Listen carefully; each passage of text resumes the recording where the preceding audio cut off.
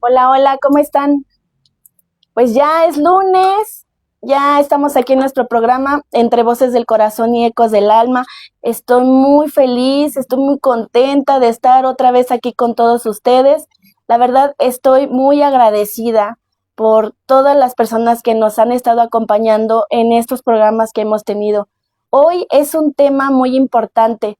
Hoy es el tema del suicidio en adolescentes. Hoy para mí es un tema muy delicado, es un tema que requiere de un buen acompañamiento y hoy tenemos con nosotros a un especialista que se ha dedicado en ese acompañamiento, en esa parte donde acompaña a las personas en ese dolor o en esa superación de cómo vamos a ir saliendo de dichas cosas que van pasando a lo largo de lo que es un suicidio o intento de suicidio. Hoy vamos a presentarles a ustedes al doctor Alejandro Cerecero Peñalosa. Muchísimas gracias por estar aquí. Y hoy también me acompaña en la conducción Mauricio. Muy buenas tardes, mi nombre es Mauricio Arias, mejor conocido como Morris, el muchacho alegre. Y bueno, vamos a dar inicio a un programa más de su programa Ecos del Alma. Ajá, Entre Voces del Corazón y Ecos del Alma. Se lo tiene que aprender. Se lo tiene que aprender. Y bueno, pues estamos de manteles largos, como comentó la doctora, tenemos la participación del maestro del doctor Alejandro. Bueno, va a ser un tema muy interesante y sobre todo que nos va a dar un pensamiento diferente a como veníamos pensando, ¿no? De qué es realmente el suicidio. Sí, y les decía que es un tema muy delicado porque justo ahorita en esta época hay muchos adolescentes que están llegando a una resolución de su vida de esa manera. Y a veces como padres yo creo que debemos de tener esos signos de alerta o a veces los tenemos y no le damos la importancia. Y por eso hoy el doctor nos va a hablar de cómo podemos llegar a esa conclusión, qué podemos hacer, a dónde nos podemos dirigir o cómo él es el acompañamiento que lleva con las personas que han tenido ese tipo de situaciones. Lamentablemente hay personas que pues ya no se han podido salvar, recurrieron a tomar una decisión que fue el suicidio, pero hoy justo por eso este tema, porque yo sé que lo que él nos enseñe, lo que él nos diga, nos va a llevar a salvar muchas vidas. Yo sé que nos hace falta abrir ese nivel de conciencia para que nosotros como sociedad no solo nos enfoquemos en nuestra familia, sino tal vez lo podamos detectar en alguien más. Entonces, yo quiero darle la bienvenida. Muchas gracias. Le agradezco mucho el estar aquí con nosotros. Para mí es muy importante su presencia. Quiero decirle que estoy honrada de que esté en nuestro programa, porque de verdad que como es un tema muy delicado, sí se requiere de ese acompañamiento. Así que vamos a darle un aplauso por estar aquí con nosotros. Y pues, a ver, me gustaría mucho que empecemos con esto, que es cuáles serían las señales que podemos detectar en alguien, porque a veces como padres, y yo lo he visto de cerca con amistades, y quizá me incluyo no lo va a hacer, no se va a atrever, ¿no? Pero hay señales en las personas, no solo en adolescentes, sino tal vez estemos en la vida adulta también sufriendo algo y que a veces nos lo callamos, ¿no? Ajá. Siempre hay señales. Sí. Siempre hay señales. Esa parte es muy raro, no digo que no ocurra, es muy raro que una persona pase de un pensamiento al hecho. Pero siempre hay señales. Lo difícil a veces es poder ubicar si solamente son pensamientos de muerte, que son así de alguna situación y el joven, el adolescente dice, me quiero morir. Sí. O dice, van a ver cuando me muera, porque está enojado, o porque está muy triste, o porque algo no salió, como un frustrado, algo no salió como él pensaba. Eso es un pensamiento de muerte. Ya cuando pasamos a que el joven, en base a su personalidad, a su naturaleza, ya tiene un pensamiento, una ideación suicida, ahí lo que medimos es qué tanto esa ideación ya es frecuente, qué tanto es lo fuerte que tiene ya la ideación y sobre todo qué tanto dura. Porque puede ser que dure una ideación durante mucho tiempo, esos pensamientos rumiantes, donde están como la vaca rumiando, sí. rumiando, sí. Y llega un momento en que ya ni siquiera lo piensa, ya pasa a la planificación. Entonces, esa es la parte donde podemos detectar nosotros. Empiezan a haber situaciones donde ya captamos lo que dice las señales, sí. Que se empieza a aislar más todavía. Si de por sí tiene una personalidad donde se aísla, se empieza a aislar más. Ya no es el joven que por lo menos convive con sus amigos. Y de por sí en ocasiones no convive con la propia familia, sin embargo sí tiene un grupo aunque sea reducido de amigos. Sí. Y sin embargo tampoco ya no convive con ellos. Ya no los ve como una salida a sus emociones. Se aísla también de ellos. Esa es otra señal, el aislamiento social. Si además el joven empieza a tener ya acciones que ya encienden más focos rojos, esto es que empiezan a regalar cosas. Un Play, por ejemplo. Con los jóvenes se da mucho. Que no quieren que el Play acabe en cualquier mano, sino se lo dan a un primo al que siempre estuvo con ellos. Sí. O una colección de tarjetas, que tiene una gorra especial que él valora. Él decide a quién regalarlo. Esos son señales todavía más preocupantes. Sí. ¿Por qué? Porque es algo mío, pero no quiero que quede en cualquier mano. Quiero dársela a esa persona que es especial o que me ayude en algún momento. Porque se desprende de algo que para él es querido, incluso de niño, de joven, de adolescente, lo peleó, y de repente ya lo regala. Cuando lo sigue queriendo, pero ya no lo va a ocupar. Esa es otra señal todavía. Y sobre todo si, por más que él llama la atención, buscando que la familia o los cercanos a él, los amigos, se den cuenta de cómo se siente y no lo consigue, ya empiezan los intentos. De la planificación ya pasa al intento. Y si el intento no se realiza y no tiene una atención adecuada, en algún momento tanto intento lo va a llevar a conseguir. Esa es la diferencia. Un joven puede intentarlo 7, 8 veces, hasta que puede llegar un momento en que lo consigue realmente. ¿Estas señales se consideran parte, pueden llegar ya a lo que es una depresión? ¿Cómo saber cuando ya es un cuadro depresivo? Dependiendo de estas señales que usted me está comentando, ¿ya se considera como un cuadro depresivo o hay algunas otras señales que pues nos dan una amplitud de lo que pudiera ser un caso de depresión ya más? Esa parte, por ejemplo, como es multifactorial, al mismo tiempo también puede ser atendido por diferentes especialistas.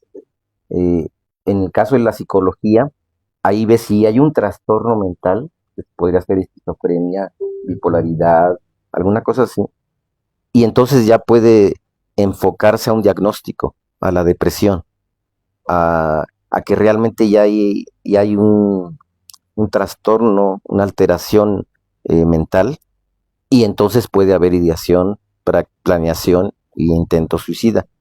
En el caso de la tanatología, los tanatólogos, lo que hacemos es, más que buscar un diagnóstico, si es depresivo, si es esquizoide, si es paranoide, si es toda esta esquizofrenia, que a veces lleva también al suicidio, nosotros nos enfocamos al dolor.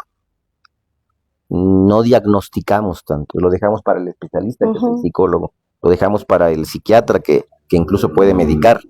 Nosotros en el acompañamiento tanatológico lo que nos centramos es en el dolor, es realmente platicar, hacer empatía y ver, la persona, el joven, realmente no quiere matarse, lo quiere matar algo.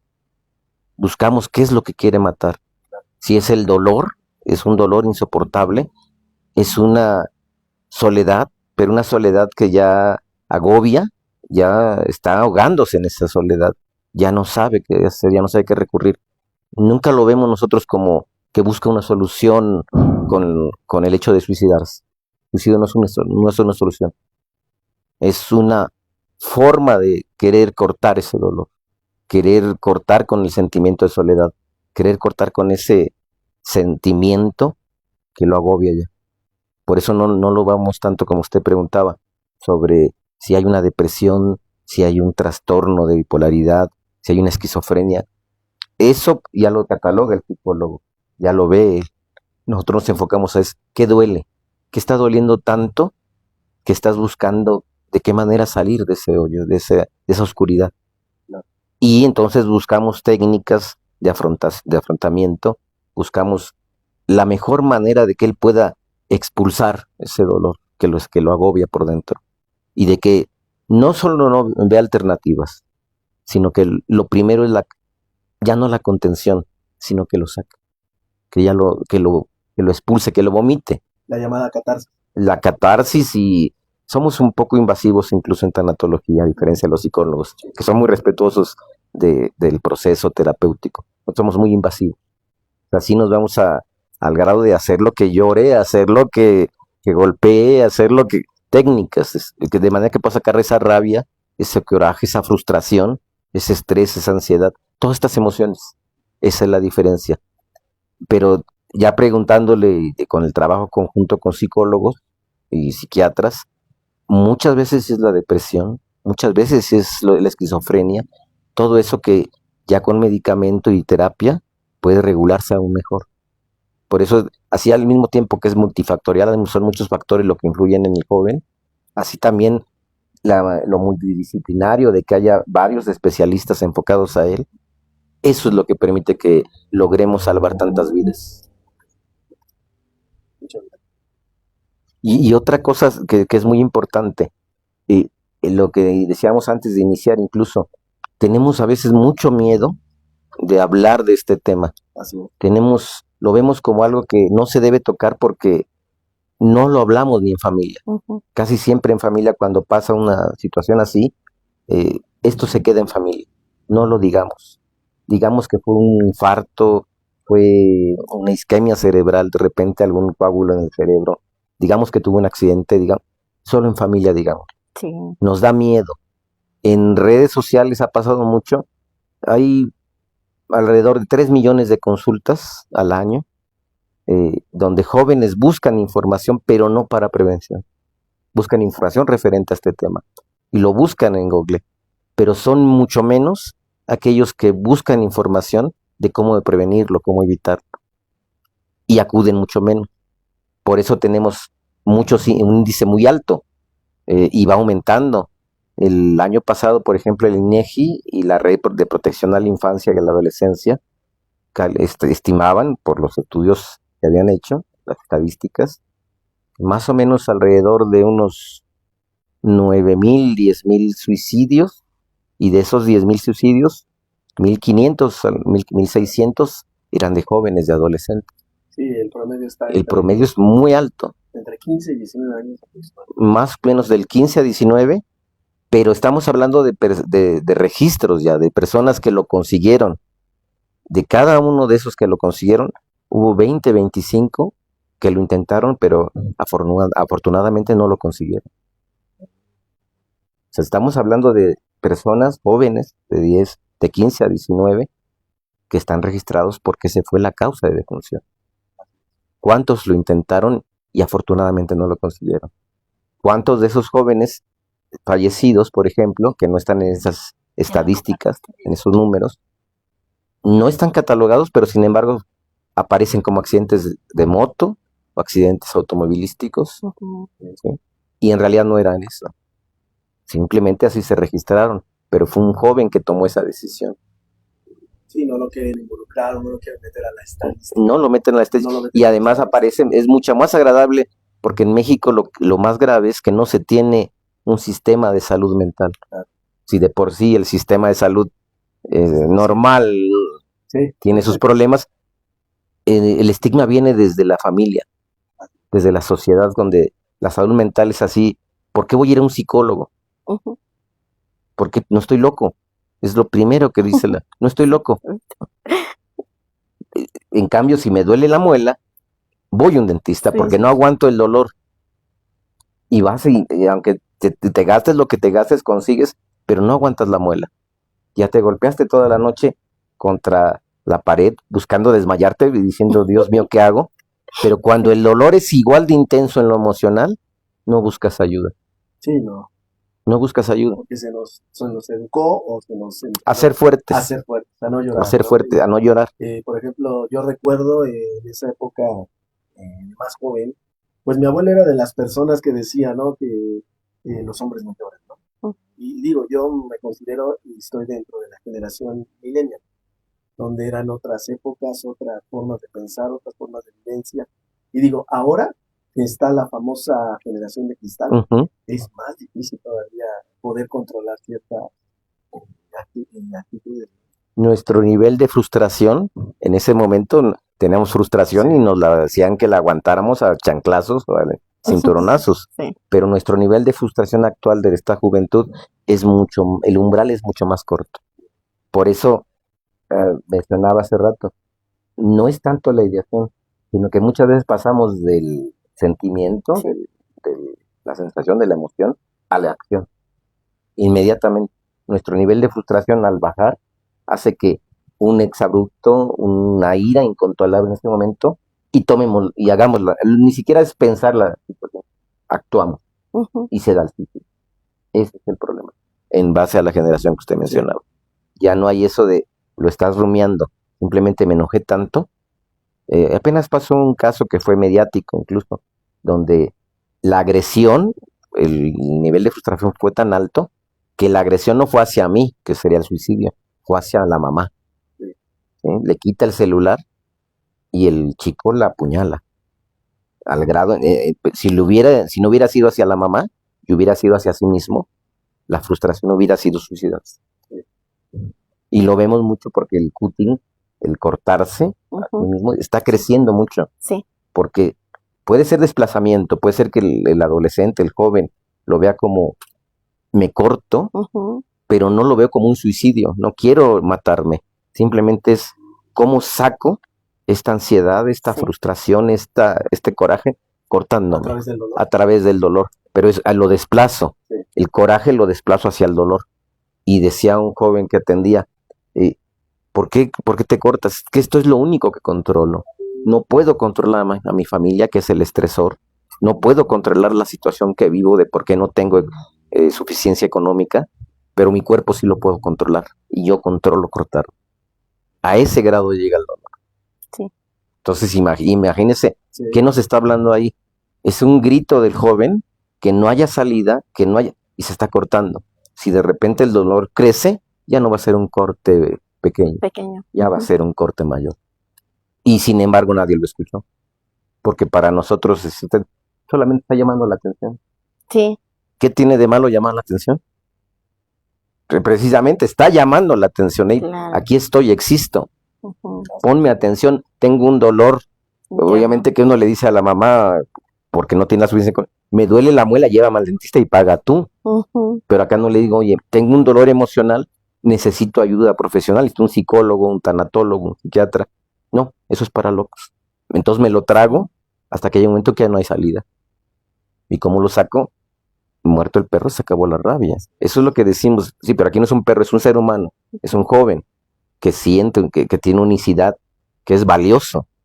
Pero el joven incluso ni siquiera lo ve porque si no soy valioso para ellos, necesito su valor. Yo no me han enseñado a tener una validación propia.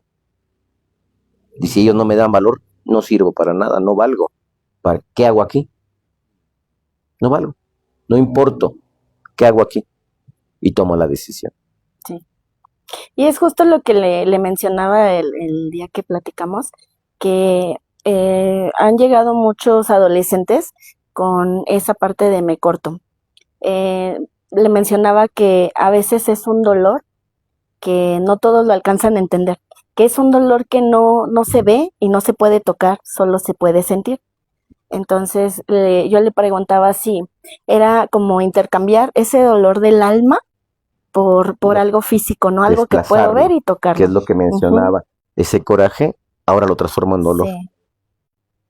Okay. Ese sentimiento lo desplazo hacia otro, algo que controle, porque esto no lo puedo controlar. Es más, un joven que termina una relación amorosa, él quisiera controlar esa relación amorosa, que regresara la novia o el novio, que quisiera controlar a la familia, un joven, por ejemplo, que pertenece a la comunidad LGBT, y que es rechazado por la propia familia. Él quisiera controlar que la familia lo siguiera queriendo, que lo siguiera aceptando.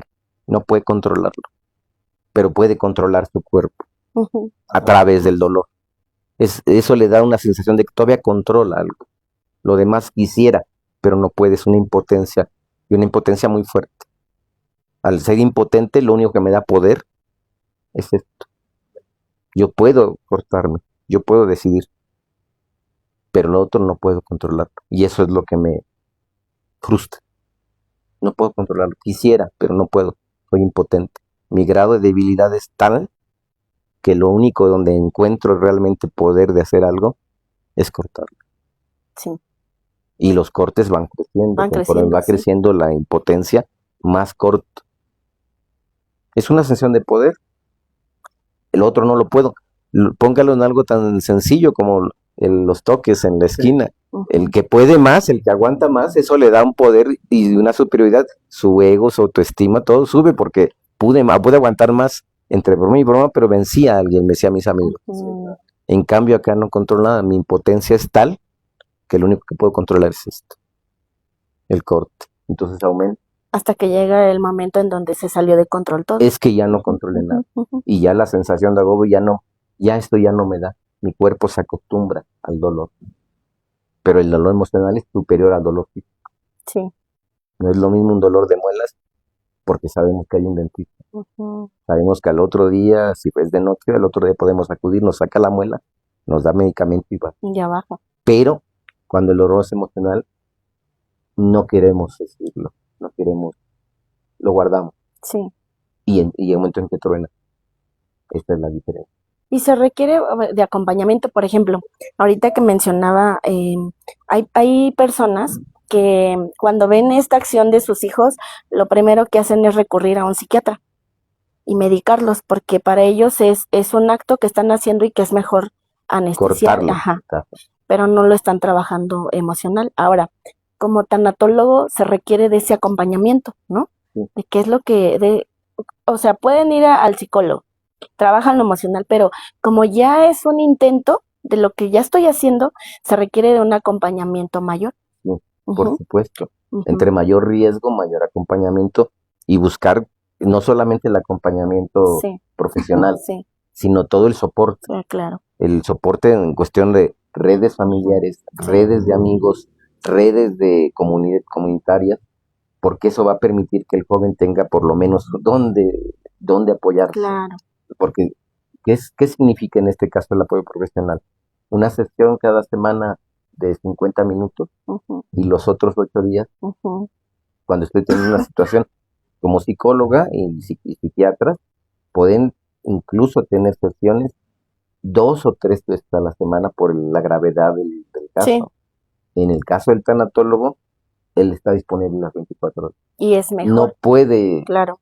Es un compromiso porque es una vida. Decía al principio, los psicólogos, por objetividad y por formación, muchas veces ponen un muro para ser objetivo. Claro.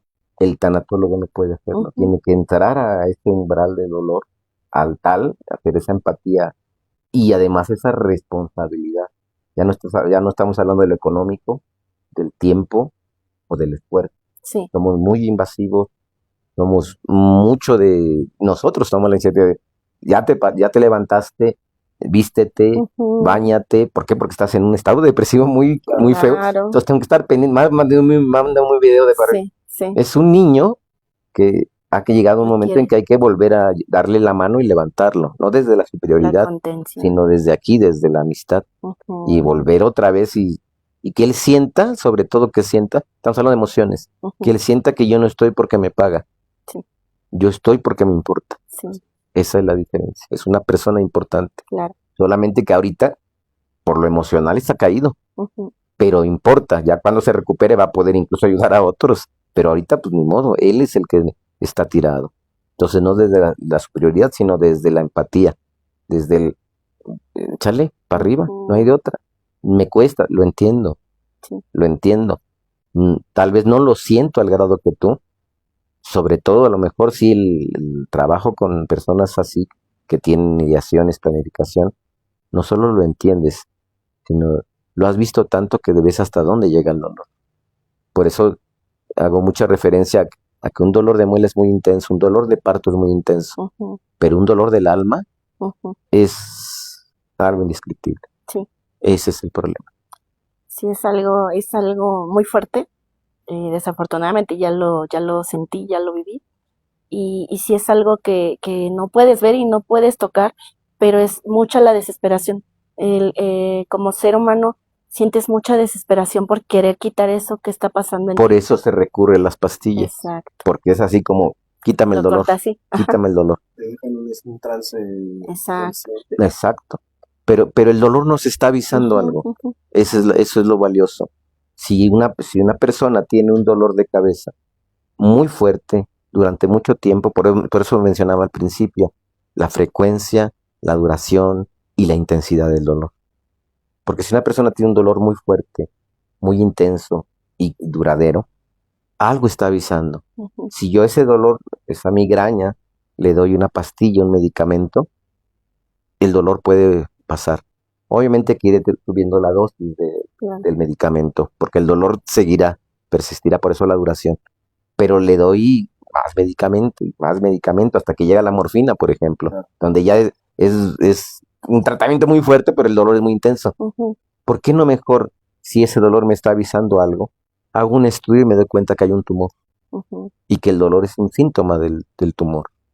Y atiendo el tumor, porque de tanto estar medicándome, a lo mejor el tumor porque ya el dolor desaparecía y yo lo quería que desapareciera el dolor, cuando ya lo atiendo el tumor y me doy cuenta que era un aviso el dolor, el tumor ya es inoperable.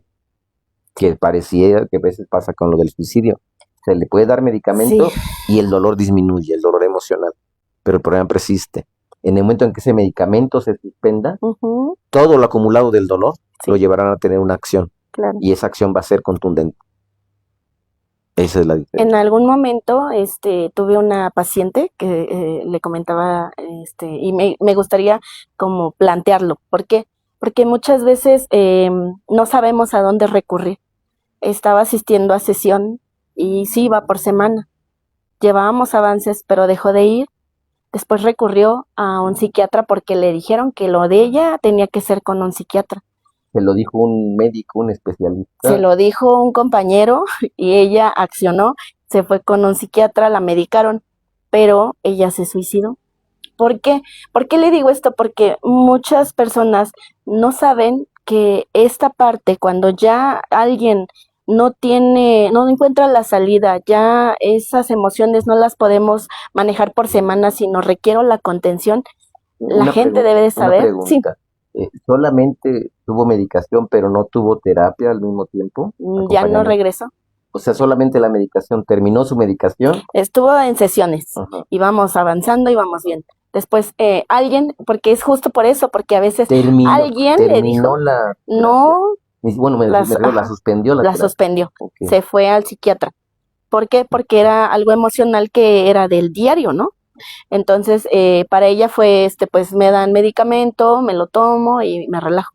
Pero lo que llevó a eso fue a que se acumulara y llegó al suicidio. Exacto, como una olla express. Exacto. Un hoyo de presión. Si no encuentra las salidas a la presión, tarde o temprano explotará.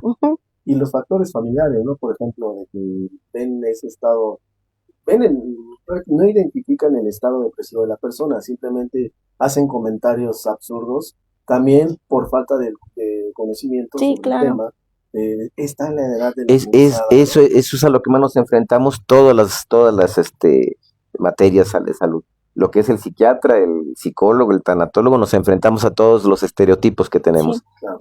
El échale ganas, el no escuchar de manera empática, sino simplemente decir consejos. Si la persona se siente mal emocionalmente, si ya, en este caso un joven, ese joven ya tiene una historia, ya tuvo una infancia, claro. Y no estamos atendiendo qué viene cargando, qué viene arrastrando de la infancia. Y luego tuvo una adolescencia, que es una fase impresionante, de los 12, 16, que vivió muchas situaciones. Cuando llega ya la ideación suicida es porque ya acumuló todo eso. Ya se acumuló. Ya acumuló. Y la idea entonces de un joven que ya cargó todo eso, que tú le plantes, aquello que lo ha llevado, en este caso es échale ganas, en este caso es la vida es bella, en un discurso, sobre todo un discurso, ya no una empatía ni una escucha efectiva y afectiva, sino un discurso, con todo lo bonito que es la vida, con todo lo que te vas a perder, con si haces esto lo vas a lograr. Él está en un embudo, se llama la vista de túnel. Eso lo manejan incluso muchos los psicólogos. Ya es una visión de túnel donde ya no ve, ya solamente ve lo malo. Solamente ve lo malo. Entonces, por más que tú quieras enseñarle el bosque, él ya no está viendo, él está centrado. Lo ha acumulado durante muchos años. Lo ha estado rumiando, masticando, hasta que lo ve como única salida. Entonces tus discursos van a entrar de este lado y van a salir de este otro. Porque él no está viendo lo que tú estás viendo. No se tiene que olvidar. Tú estás bien, por así decirlo, o más o menos. Él está totalmente cerrado. Él está viendo solo esa visión de túnel. Tus discursos no van a servir. Significa que puedas entrar a ese dolor y sobre todo que les elijas bien las estrategias de cómo vas a entrar en ese dolor. Porque él es el que te va a permitir abrir la puerta y entrar. Él, desde dentro. Si lo consigues, entonces puedes de ahí ya empezar a acompañarlo. Pero no vas a entrar si le estás diciendo lo mismo a aquello. La vida es bella. Es que lo que yo estoy viendo a lo largo de mi historia es que la vida es un estercolero, no es bella. Ve cómo estoy gracias a esta vida. Es que la familia muchas veces es el estresor, es el estresor es, por eso está en terapia y más o menos está bien. Regresa a su casa y se vuelve a poner peor, porque ahí está el factor estresante. Claro. Porque la familia no tiene muchas veces una educación emocional y obviamente no sabe educar al joven desde niño ni de adolescente y mucho menos de joven de cómo manejar emociones. La misma familia no las maneja. Lo más común es agarra el celular y pero no me molestes. No me molestes. Lo que hoy en día hace la mayor parte de los padres con los niños, desde ahí empieza. Por ejemplo, al llegar a este programa, yo le decía a la doctora, ¿cómo está? Estresado. ¿Por qué? Porque, pero no acostumbro decir estoy bien. Estoy estresado. O me dicen en algún grupo, ¿cómo está? ¿Cómo le fue? Mal. ¿Por qué? Porque tuve estos incidentes. Y a veces, ¿qué pasó? ¿Cómo viene? Estoy triste. ¿Por qué? Porque uno de los pacientes le ha costado mucho trabajo y eso me entristece. ¿Qué es lo que hacemos normalmente? ¿Cómo está? Muy bien. ¿Y tú? Muy bien. Lo primero que decimos. Ya es un estereotipo, una forma de contestar. Pero no decimos la verdad. ¿Cómo estás? En un funeral llegamos y decimos, buenas noches, buenas noches. No tiene nada de buenas. No tiene nada de, estoy velando a mi papá, estoy velando a mi hijo. No tiene nada de buenas. ¿Cómo está? ¿Y cómo crees que estoy? Pues estoy mal. Ahí está el ataúd, estoy velando a mi familiar. Estoy mal. Pero, ¿cómo estás? Bien. ¿Cómo te sientes? Bien. No, me siento mal, estoy muy triste, no he podido llorar, tal cual. Yo en los funerales no saludo, nunca digo, sino digo, ya estoy aquí. ¿Quién pasa primero? ¿Quién se siente peor? Pues todos nos sentimos peor. Pues el que vea más amolado. Y es y atiendo a la mayor parte de los que te puedo. Pero nunca digo buenas noches, porque no son nada buenas. Es un dolor. El entrar al dolor incluso nos hace quitarnos estas formas. No absurdas, porque así hemos sido educados a ocultar. Usted tiene que ser hombre, usted tiene que... Curiosamente lo que mencionaba Morris es, los hombres nos educaron así. Gracias a eso, a esa educación, de cada 5 personas que lo intentan, 4 son hombres y 1 es mujer. Sí, en la estadística menciona más casos de suicidio en hombres que mujeres. ¿Por qué? Porque la mujer, gracias a Dios, la mujer tiene más redes. La mujer es más fácil que este sinónimo de debilidad. La mujer tiene más apoyo. Es más fácil para ella decirlo. Está acostumbrada a contar sus cosas a otras amigas. Está acostumbrada a poner incluso en el Face, me siento triste, me siento mal. Ella, las historias, ¿no? Ella está más acostumbrada. Y alguien, ya, ¿qué te pasa, amiga? Claro. Y alguien, ay, amiga, mándalo. Todo eso es más fácil. El hombre no. El hombre fue educado a cerrarse, a ser fuerte. Por eso cuando lo intenta el hombre es porque no se lo dijo a nadie. No tiene esa red de apoyo. Y desde jóvenes, los niños también, está en la misma proporción. Al niño desde entonces ya lo empezamos a educar a que sea fuerte. Sí. No llores. No llores, sobre todo no llores. Esa parte no me gusta, no, pues sí. Es a lo que más nos enfrentamos, claro. a los sentimientos reprimidos, a las emociones guardadas. Y justo cuando vamos reprimiendo y desde la infancia, cuando se ve todo lo reprimido en la vida adulta, todo se va a manifestar. Y cuando tenemos pareja, igual ahí se ve todo. Nosotros, los profesionales de salud, deberíamos de tener más chamba, más trabajo que los médicos generales. Sí. Pero nuestros consultorios están vacíos. ¿Por qué? No es porque haya una epidemia de salud. Al contrario, lo que hay no hay una educación donde nos enfoquen, lo que decía, hasta un tanatólogo, hasta un psicólogo, un psiquiatra. Está mal visto. Sí. Sí.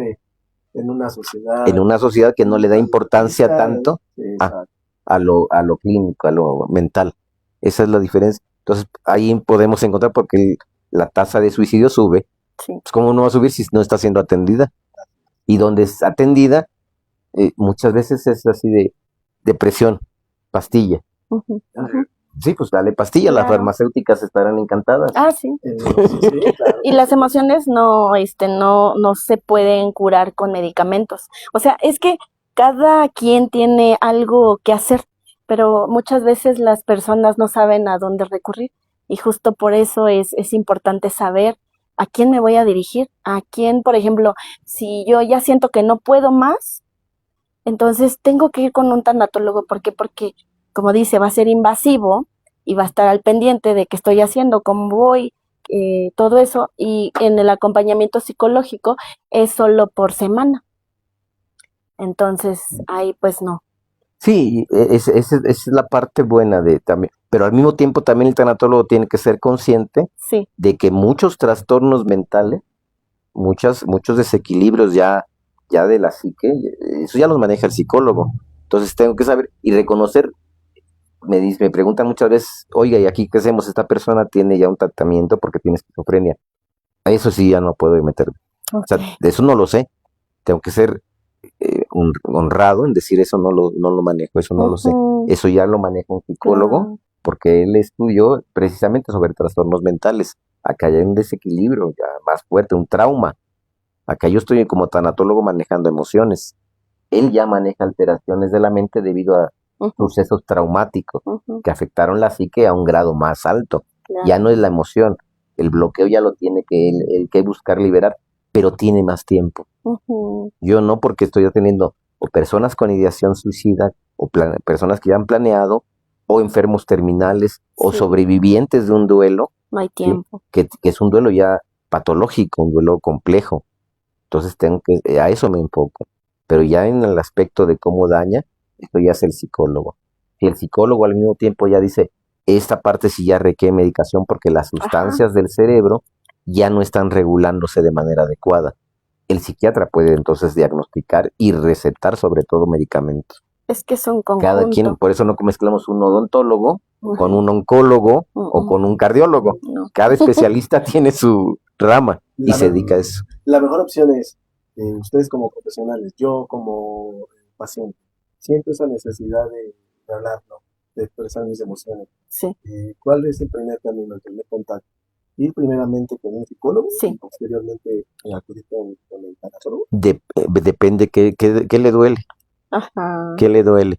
Si me dice usted nada más lo emocional, entonces puede ir con un terapeuta, con alguien que maneje emociones. Claro. Pero si al mismo tiempo ya tuvo ese tratamiento o demás, el psicólogo incluso muchas veces es honesto y él lo deriva hacia un psiquiatra o hacia un tanatólogo.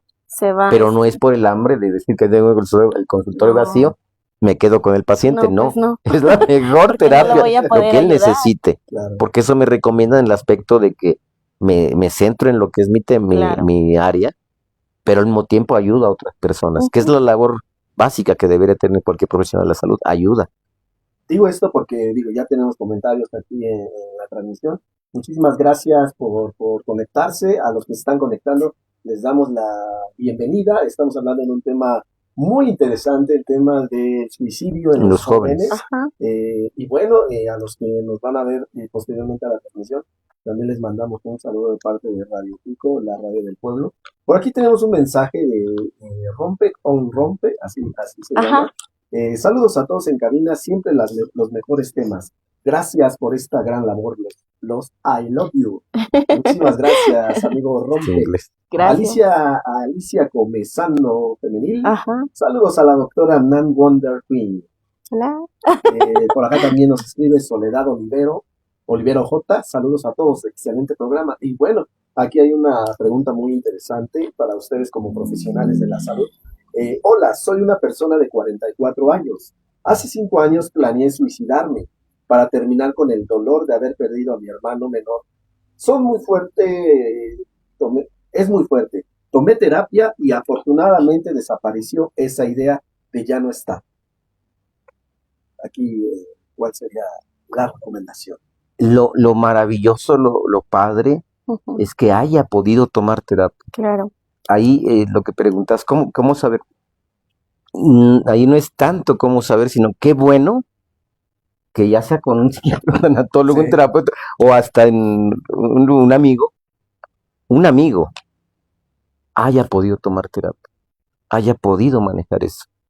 Edwin Steinman, el padre de la fisiología moderna, cuando abre la primera línea de vida, la primera para hacer las demás telefónicas, no eran profesionales de la salud, eran personas que escuchaban. En muchos de los, por eso decía hace un rato, las redes, los amigos, los compañeros de trabajo, no son profesionales, pero es una forma que tenemos de apoyar, que alguien nos escuche. Qué bueno, me alegra muchísimo que ella haya tomado terapia, ya sea logoterapia, psicoanálisis, tanatología, pero buscó ayuda. Claro. La labor de informar a este joven que nos escucha, por ejemplo, es decir, si entendemos, porque lo hemos vivido como seres humanos, o entendemos porque trabajamos con personas así, o entendemos porque nosotros lo hemos vivido. Hemos vivido esa soledad, hemos vivido ese dolor de sentirnos no valorados, hemos sentido abandono, hemos sentido rechazo, hemos estudiado y hemos practicado, pero podemos entender lo que se siente. A lo mejor no al grado que tú, pero entendemos eso. Por eso nos alegra, a mí en lo personal me alegra que esta muchacha, Soledad Oliveros, lo haya podido trabajar en una terapia.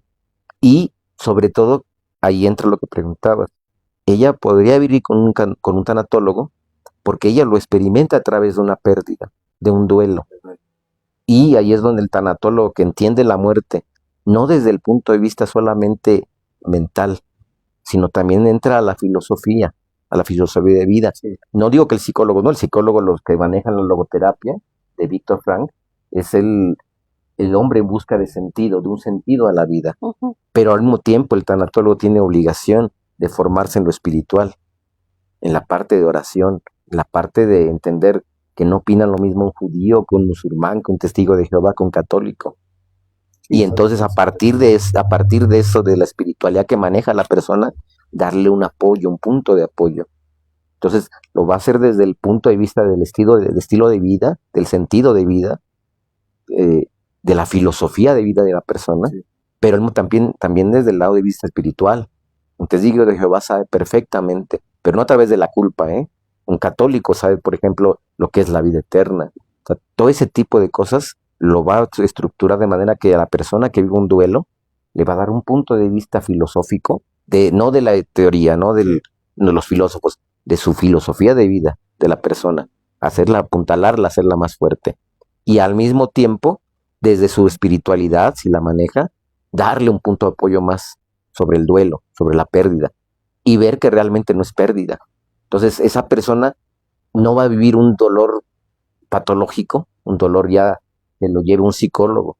Si logra estructurar de tal manera el duelo y llevarlo a la práctica, que ya no tenga que pensar en el suicidio. Al contrario, ya ve el suicidio como algo negativo, pero a partir de que no se lo digo, no te suicides, no seas malo. No, él dice, ¿por qué me voy a suicidar? ¿Sí? tengo el anhelo de estar con mi hermano, tengo el anhelo de sentirlo como esta persona, pero si logras sentirlo aquí, y entre más vivas, más ofrenda, más honra, más satisfacción tiene tu hermano, mucho mejor, porque estás realizando algo, ¿sí? Y él es la fuente de inspiración de que tú hayas salido.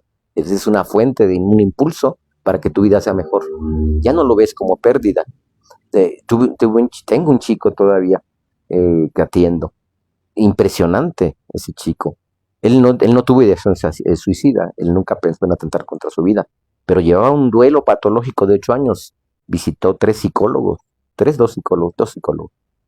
y no pudo manejar ese duelo. Con uno de los psicólogos incluso tuvo un problema, porque es un chico introvertido, y los psicólogos están acostumbrados a decir qué tienes, qué sientes, qué piensas de esto, están acostumbrados a que la persona piense, hable, diga, saque, y un chico introvertido no hablaba. Entonces hubo un momento que el psicólogo, sí, me acuerdo que me decía el muchacho, usted es distinto. ¿Por qué? Porque el psicólogo se desesperaba. Me decía, ya dime qué tienes. Ya dime qué te pasó en la semana. Claro. Entonces, y este chico ha tenido un avance impresionante en 1 año de terapia, al grado tal de que apenas tuvo una pérdida de algo significativo, de una pérdida significativa, y lo que le tardó 8 años, en 1 año lo pudo lograr, y ahora que tuvo esta pérdida, en menos de 1 mes y medio, salió de esa pérdida. Es impresionante, por eso me emociona ahorita que vi ese comentario, como una persona que toma terapia, independientemente de la terapia, pero lo toma porque ya no aguanta el dolor y consigues trabajarlo, se vuelve esa resiliencia, ¿sí? Que es lo característico del ser humano, es lo maravilloso del ser humano, el ser capaz de resiliar, de la resiliencia. La parte de lo que no te mata te hace más fuerte. Sí. Sin embargo, este dolor emocional consigue matar. La persona muchas veces cuando ya toma una decisión así, ya está muerta por dentro. Ya solamente es lo físico lo que consigue. Pero ya está muerta porque el dolor la ha conseguido. Por eso el que consiga salir, independientemente de la terapia, y esa es la labor que hacen ustedes, el informar, el pasar ese tabú, ese estigma, ese miedo de hablar del tema. Sí. No desaparece el problema no hablando de él. El problema desaparece enfrentándolo, resolviéndolo. Entonces, esa es la parte en donde, si esta persona consiguió salir y su hermano ya forma cada vez más parte de él, ya lo integró a su vida, es un impulso, es una motivación, es algo que incluso sabemos que el hermano sigue ahí con ella y que está orgulloso de ella, eso eleva la autoestima, el amor propio. Pero fue gracias de una terapia y de que se dio cuenta que ya no había este túnel, esta visión de túnel.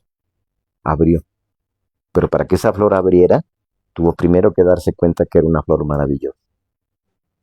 Y no un hierbajo, una hierba cualquiera, sino una flor maravillosa. Eso es lo impresionante de las terapias, sea psicológica, tanatológica, psiquiátrica, que muchas veces vemos en lo que se convierte la persona que estuvo hundida y sin embargo logra salir de ahí.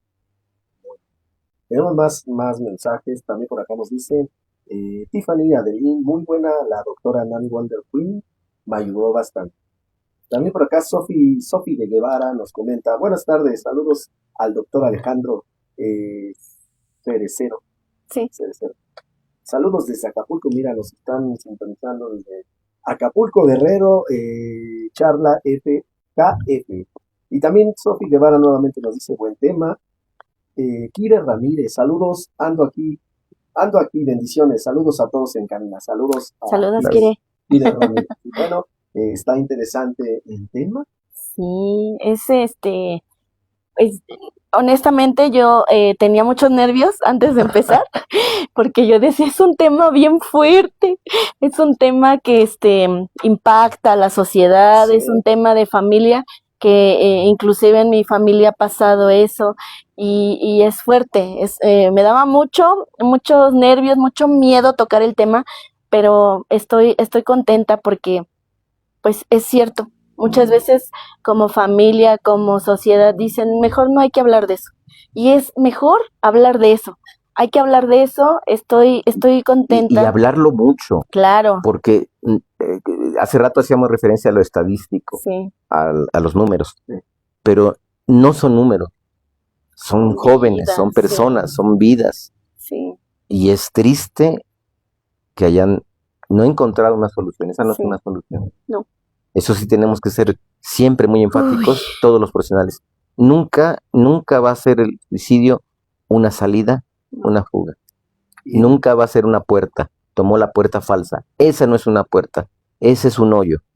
Es tomar una decisión, incluso ni siquiera me atrevería a decir una decisión. Ni siquiera. Porque una decisión tendría que ser pensada, consciente y sobre todo para lograr un buen resultado. Eso es una decisión. Yo tomo una decisión que me beneficie, por eso la tomo conscientemente, porque estoy viendo los pros y contras. Esa no es una decisión. Ese es un acto donde ya no encontré salida. Es un acto donde es un acto eterno para un problema temporal que ya no puede tener solución. Ahora sí, ese acto ya no tiene solución. Perdón que sea tan enfático, pero es una vida y son estadísticas, son números, pero cada uno de ellos tiene una historia, cada uno de ellos valía la pena, cada uno de ellos tiene una familia que sufre por ese acto, y tiene incluso profesionales de la salud que lo trataron y todavía sufren por eso. Sí. Eso es lo más curioso, que hasta le impacta. Por eso hay que entender a los médicos, a los psicólogos, a las enfermeras, que por eso ponen ese muro, porque si no estarían sobrecargados de lo que pasa, de las situaciones que quisieran controlar, pero que no pueden. No podemos. En el caso de los profesionales de salud, tenemos también que ser conscientes de nuestras posibilidades, porque si no se vuelven cruces, claro, sí, y tenemos un cementerio atrás. Sí. Algunos tenemos, gracias a Dios, la fortuna de que no hemos tenido un caso, y tampoco me gusta usar la palabra caso, porque son personas, no son objetos, son personas. Pero gracias a Dios no he tenido ninguna persona que me haya pasado que yo. ¿La depresión se considera una discapacidad? Ustedes como profesionales, ¿qué? Yo no la considero discapacidad. No. Yo la considero ni siquiera un factor de riesgo para el suicidio. Ni siquiera. Factor de riesgo sería la herencia, y no me refiero solo a la genética, sino y pasados, y si hay casos en la familia donde ya sea un parámetro, es que lo busco esa solución otra vez. Entonces yo puedo buscar esa solución. O que ya ha habido intento. Esos son los factores de riesgo, que ya ha habido intentos. Todos los demás ya son más bien cosas que predisponen un poco, pero la depresión depende de qué entendemos. Por eso dice, son factores que predisponen. ¿Qué entendemos por depresión? La depresión clínica, el psicólogo la atenderá, porque puede ser una depresión después de un trauma.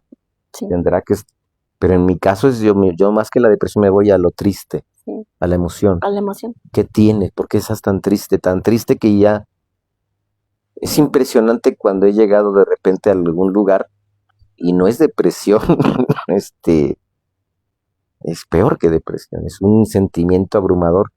La persona está en un sillón como totalmente en esa esquina, chabolita, triste. No le puedo decir, ya no te pongas triste, báñate, cámbiate, vístete, vete a la fiesta. Eso es lo que quisiera, que volviera a vivir. Pero esa persona está en una tristeza tal que no tiene ánimos ni de levantar un dedo. Quiere quedarse ahí. Ya no se ve en otro lugar, ya no se ve en otro sitio. Entonces, muchas veces el quedarme ahí junto a ella y irme acercando poco a poco, así de manera, y a veces de repente, ya, tal cual, decirle ya, llóralo. Y pongo la música. Y digo, esta canción me hace llorar a mí, ¿cuál te hace llorar a ti?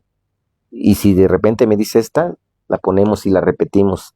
Digo, pero llora, pues no que esto te hace llorar, sí, que te ponía triste, pues llóralo. O te lo vas a tragar, seguir tragando.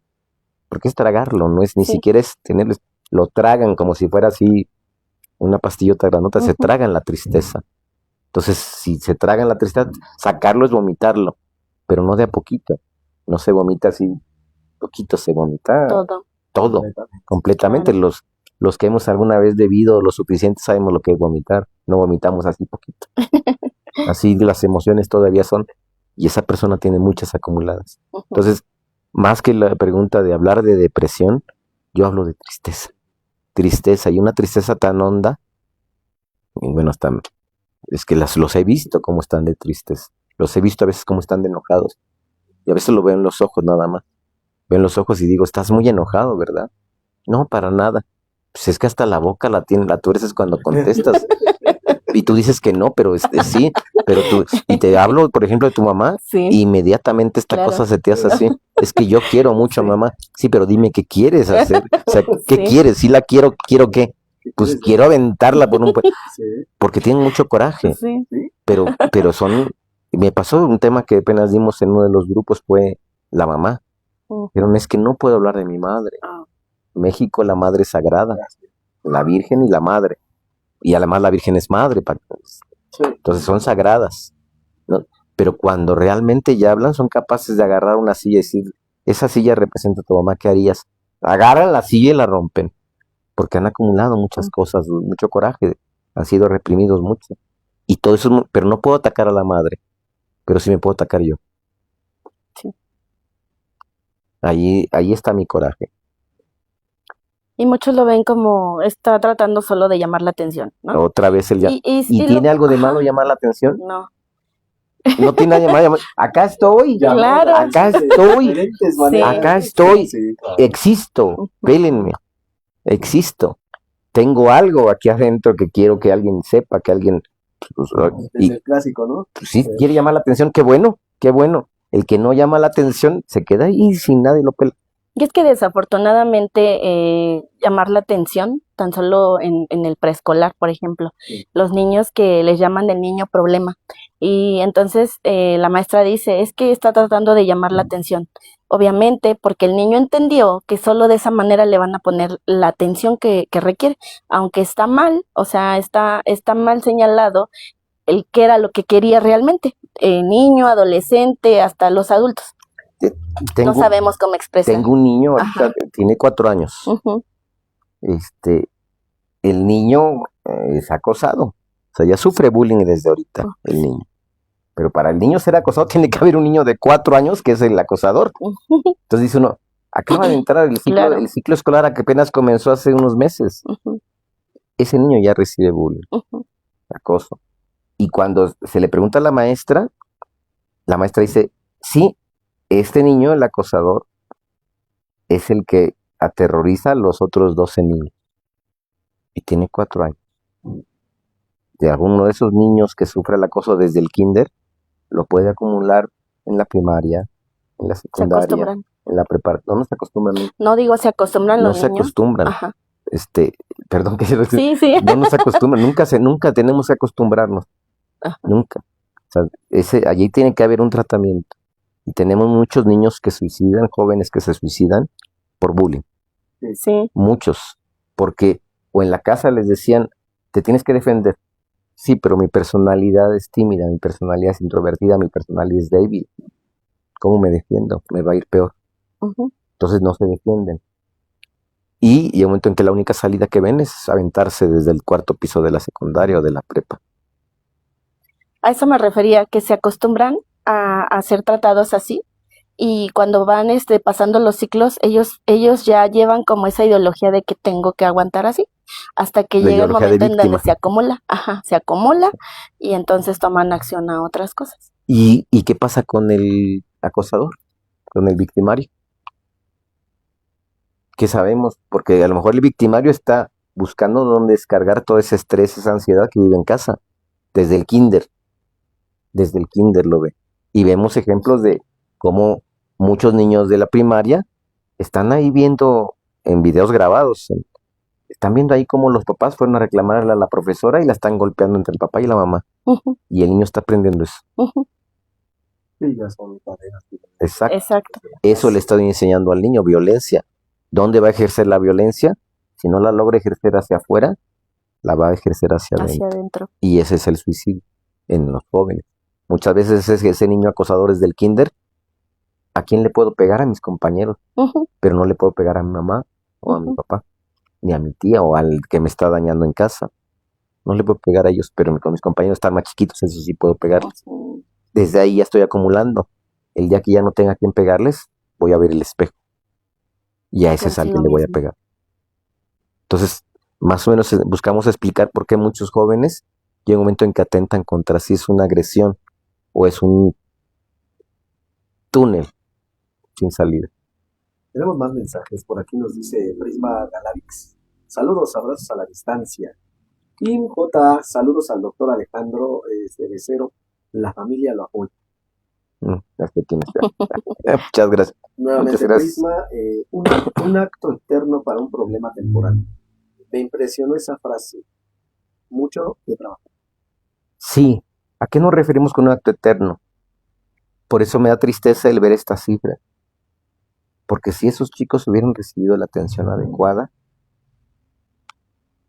no me imagino qué sería sus vidas.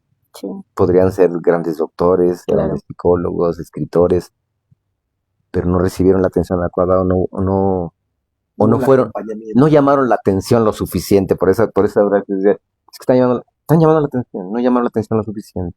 Y la gente dijo, bueno, a rato se le pasa. O bueno, es normal de la juventud, está en la edad de la ponzada. No.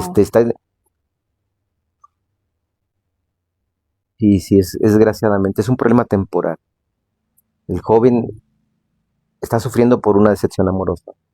No sabemos cuántas más relaciones mejores y amorosas y buenas van a tener en el futuro. Claro. Pero por esa decisión y no tener las herramientas, ni la resistencia adecuada, ni la ayuda, ya no va a disfrutar de esas relaciones amorosas. Ese joven pudo haber triunfado en la vida y ser un gran académico, pero como reprobó un examen y además tiene la presión de la familia y las expectativas del padre que quiere que sea mejor que él, que quiere que supere al padre, que no sea como él, toda esa presión, y reprobó el examen de ingreso, le falló, es un fracasado. Es una falla. Falló un examen. El próximo año puede perder un año, pero el próximo año puede hacerlo más mejor, porque ya vio los errores de este. Y puede lograr ser un gran académico, alguien que escriba libros. Pero como no tuvo esa resiliencia y se sintió frustrado, fracasado, y sobre todo el miedo decepcionó a los padres, que son sus figuras valiosas, ya no puede hacer nada. Por eso me refiero que es una decisión eterna, ya sin remedio, para un problema pasajero. No hago menos el problema existe y provoca emociones. Eso es lo que hay que trabajar. ¿Qué te duele? En el caso extremo, siento mucha culpa. ¿Por qué? Porque maté a una persona, que se da mucho en los jóvenes actuales. La única forma que tengo de pagarlo es vida con vida. No me sirve de nada que tú hayas matado y ahora mates otra vez, y a ti mismo, que es el que tiene que solucionar esto. Pero yo no puedo regresar esa vida. No, pero puedes construir la tuya y la de otras personas mayor. Compénsalo.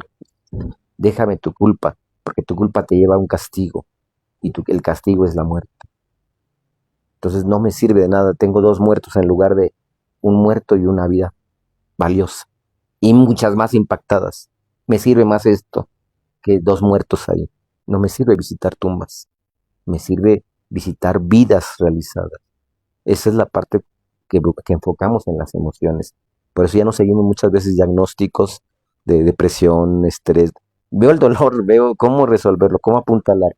El tanatólogo es alguien que cura algunas veces, pero consuela siempre. Esa es la diferencia. No buscamos la curación todas las veces, sino que la persona sea consolada, encuentre sus propias formas de salir, las suyas, no las que yo le diga. Apuntarle todo lo estructural que tiene todavía todo destruido y lo vuelvo otra vez a construir. Que si ya no hay una situación que él ya ve irresoluble, sí, ok, es un huracán, no te queda más que ver qué queda después de que pase ese huracán. No lo puedes resolver. Pero ya que pase el huracán, pues vemos si por lo menos quedaron algunas maderas para hacer un techito. Y otra vez volver a empezar. No solo estás acompañado, pero no decir, es que ya no tengo nada. Ya no tengo nada. Ya no dependo de nada.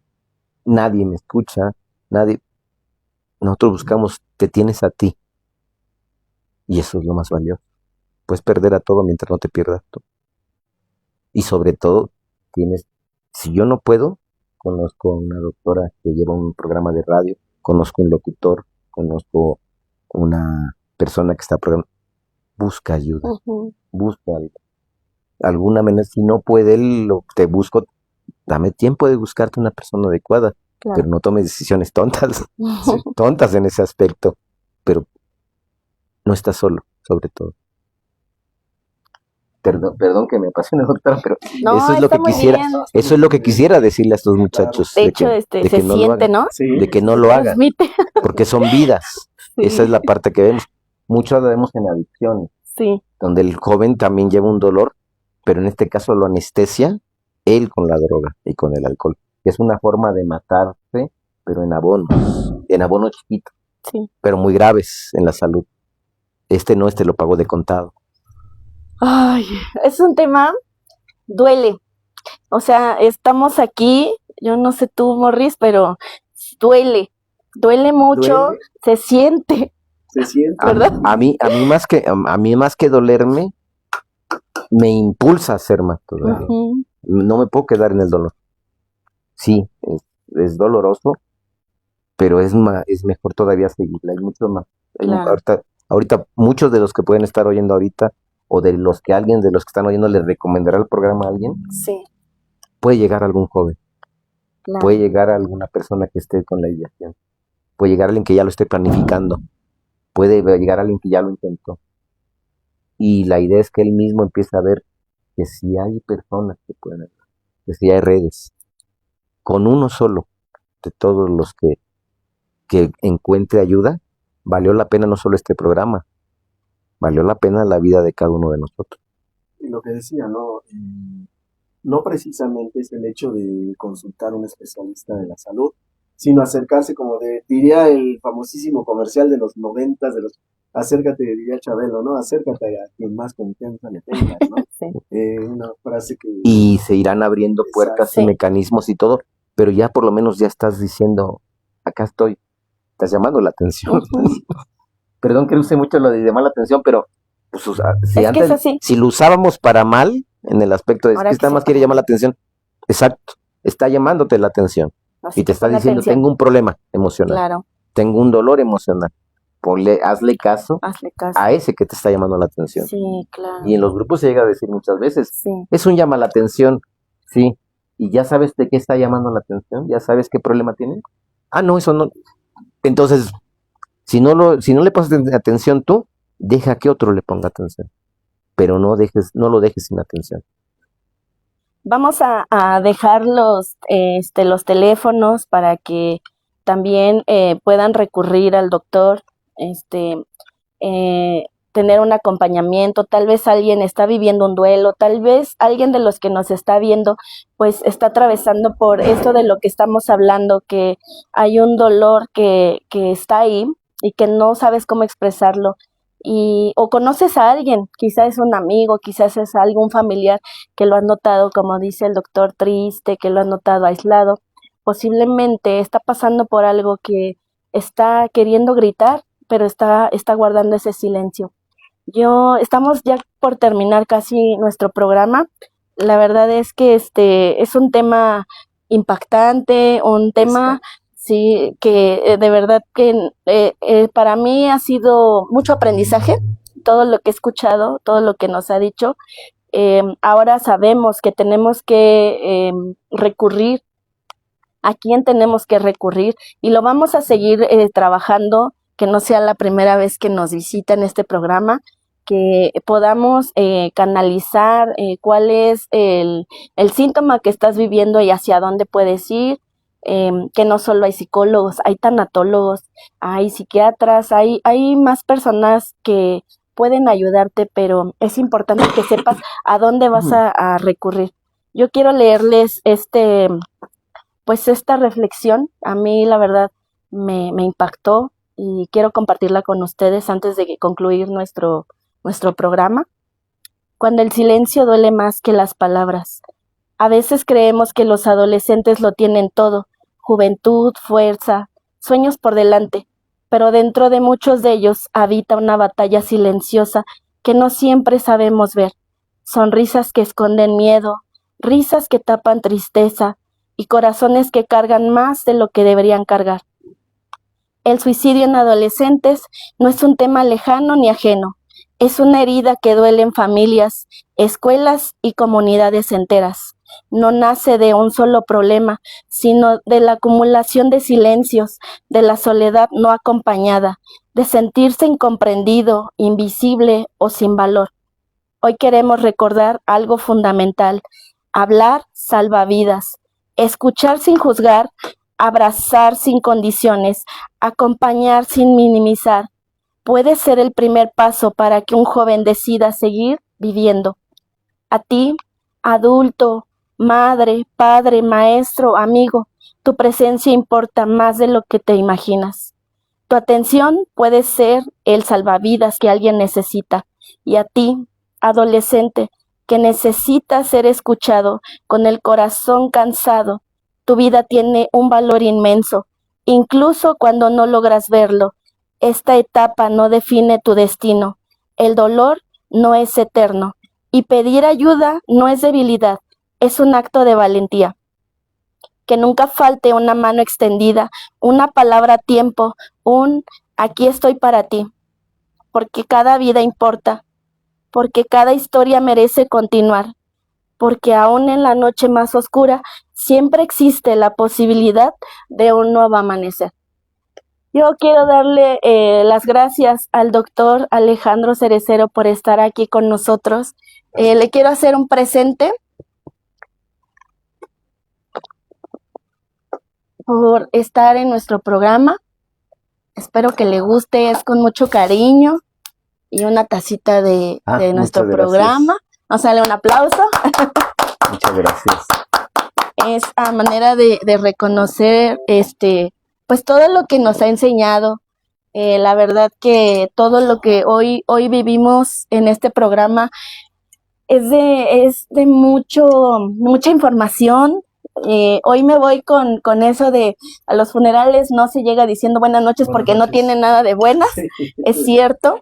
Hay muchas cosas que duelen, me dolieron porque es verdad, son vidas, no son números y no son cosas, son personas. Y entonces cuando dejemos de verlo así como números y cosas, yo creo que le vamos a dar más importancia a la vida de todas las personas que habitamos en este mundo y que todos podemos ser ese lazo o esa mano que extiende para ayudar a otros. Vamos a dejar los números ¿nos puede dar su número? Sí, hay otro que antes de dar el mío que quiero dar, es el 800-911-2000. Ese es muy fácil y además son las 24 horas del día, es línea de vida. Obviamente el 911, ese es mucho más fácil, pero ahí pueden canalizar cuando vean que hay un riesgo real. Ya más o menos algunas cosas pudimos verlas de qué son los riesgos, de que no muchas veces tenemos así como una lista de los riesgos. Cualquier situación que amerite, más vale una falsa atención, tal vez llamado, lo que quieras, más vale. Así decir, bueno, quedó en eso, más vale atenderlo, por mucho que nos parezca débil, a que pensemos que no, eso no es tan grave, ya mañana lo arreglamos y ya no existe un mañana. Entonces, estas dos, las 911 que pueda ser remitido ahí, y esta que repito es el 800-911-2000, la línea de vida, es a lo mejor la forma en que tenemos. A lo mejor no tengo los medios y los recursos de yo ayudarte porque no soy profesional, como familiar o como amigo, hermano, pero tengo este número. Y a lo mejor tú no puedes hablar porque estás muy mal, pero yo como tu amigo, como tu maestro, como tu compañero de trabajo, como un vecino, llamo y digan, tengo un vecino que tiene este problema. ¿Cómo le hago? Noto en él cosas así. Y ya me darán teléfonos, me dirán cómo, pero es una llamada de atención, como lo hemos estado diciendo aquí, está llamando la atención. Pero ¿le pondrás atención o te importará un pepino y dos con sal? Es una vida. Entonces más vale actuar de más que arrepentirse toda la vida. Claro, sí. Bueno, pues también quiero hacer este reconocimiento para mi compañero, Mauricio Andrés, mi compañero. Esperemos que me acompañe ya todos los lunes para que podamos seguir tocando temas. Muchas gracias. De verdad que a mí se me pasan muchas cosas y yo necesitaba de ese apoyo, como leer los mensajes. Perdón de verdad, en programas pasados me adentro tanto al tema que se me olvida leer los mensajes y entonces le decía a Mauricio, no seas malo, ayúdame con eso, porque de verdad que yo estoy tan concentrada en los temas que ya cuando me doy cuenta, no, pues ya tenía comentarios. Pero muchas gracias. Yo espero que vengas todos los lunes a compartir con nuestros invitados, que el doctor no sea la primera vez que nos visita. No, yo estoy disponible en base también a los... Un tema interesante que salió dentro de la plática, el bullying. El bullying. Sí, claro. Y hay oportunidades. Sí. Con todo gusto. Hay enfermedades terminales, los supervivientes. Hoy nos concentramos, por ejemplo, en los jóvenes. Sí. En suicidio en jóvenes. Pero también existe mucho suicidio en los adultos mayores. Sí. Curiosamente, así como el joven lo comete el adulto mayor. Pero en esta parte del adulto mayor, ¿qué dice? Porque se sienten como inútiles. Cuando son adolescentes, adolecen. Por eso le viene la palabra, adolecen, todavía no tienen. Les faltan cosas todavía para ser adultos. Y al adulto mayor ya le falta cosas porque ya dejó en el camino mucho. Los dos adolecen. Una adolescencia juvenil, una adolescencia ya grande, ya adolecen de cosas. Ya no tienen las fuerzas. Nada más que en el adulto mayor todavía es mayor. ¿Por qué? No solo por la palabra, sino porque ya no tiene tiempo. Sí. Así como el joven adolescente ya no ve tiempo, ya no ve futuro, todo lo ve con acá no solo no lo ve, sino que ya no hay. Esa es la diferencia. Ya no hay tiempo. Son muchos temas, ¿sí? Muchos, y sí me gustaría que nos visite, Y cuando hablamos de los sobrevivientes del suicidio, no solamente la familia, también los terapeutas. No, den por hecho que el doctor va a estar viniendo seguido, porque hay muchos temas. Ahora sí que ¿quién cuida al cuidador? Sí, sí. ¿Quién me cuida? ¿Quién me cuida? Nos cargamos de muchas situaciones emocionales. Iba a preguntar, pero me detuve tantito por no querer ser imprudente. No, yo ya se dio cuenta que yo sí soy imprudente en muchos aspectos, invasivo. Yo invado mucho, el tanatólogo eso parte le decía, invade mucho. Sí. Es más directo, tiene poco tiempo. Sí. Yo percibí, ahorita que estaba hablando, el cómo conecta con las personas, el amor a la vida, de lo que usted les enseña, o nos enseña, porque ya me incluyo, nos enseña el amor hacia la vida. Pero ese dolor que está ahí, del no a todas las vidas se puede salvar, ¿no? Y estaría pues genial que todos hiciéramos esa labor, solo por el hecho de que existen personas. Es que cuando yo describí a la persona que estaba en esa esquina, en ese sillón, ese fui yo. Okay.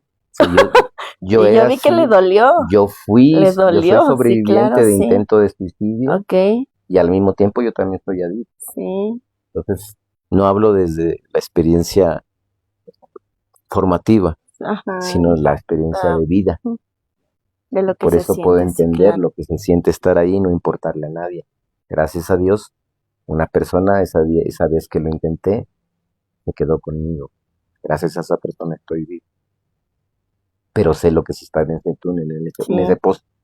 Y sé lo que leí en libros, sé lo que aprendí en la carrera, pero nada de esto me sirvió. No, el problema emocional es emocional, no es cognitivo, es de la entraña. Claro.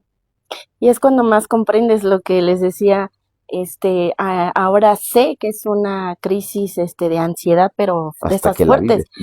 Ya no en los términos. No, y se siente horrible. Ahora sí puedo conectar con las personas cuando llegan así, porque ahora entiendo más todavía lo que es ese dolor interno que no se puede tocar y no se puede ver, pero está ahí. Entonces, cuando ya lo vives, conectas todavía más con las personas que vas cruzando en esta vida. Entonces, por eso le decía, yo pude percibir ese dolor, y cuando le dijo a él, yo vi ese dolor. Yo lo vi aquí, lo vi allá también, por cierto. Pero eso yo creo que es lo que nos hace más humanos y más empáticos hacia todas las personas que requieren de una asistencia. Pues yo le doy las gracias por aceptar estar en nuestro programa. Gracias, Morris, por el acompañamiento. Mi compañero a partir de hoy. Ya todos los lunes ya. Y el doctor Alejandro va a estar constantemente, pues, en los espacios que se pueda, contándonos más, asesorándonos sobre todo en qué es lo que tenemos que hacer, hacia dónde tenemos que recurrir, y todas las dudas que tenemos. Tenemos muchas, pero nunca nos alcanza el tiempo, ¿verdad, directora? Siempre, yo siempre les digo que yo me preparo toda la semana con preguntas y así cosas, pero no paso de 3, porque el tema es extenso, porque se requiere de tiempo, se requieren muchas cosas, pero pues ya, creo que ya rebasamos hasta el tiempo. Muchísimas gracias a todos ustedes por acompañarnos, y gracias por estar con nosotros. Esto fue Entre Voces del Corazón y Ecos del Alma. Que pasen bonito día. Muchísimas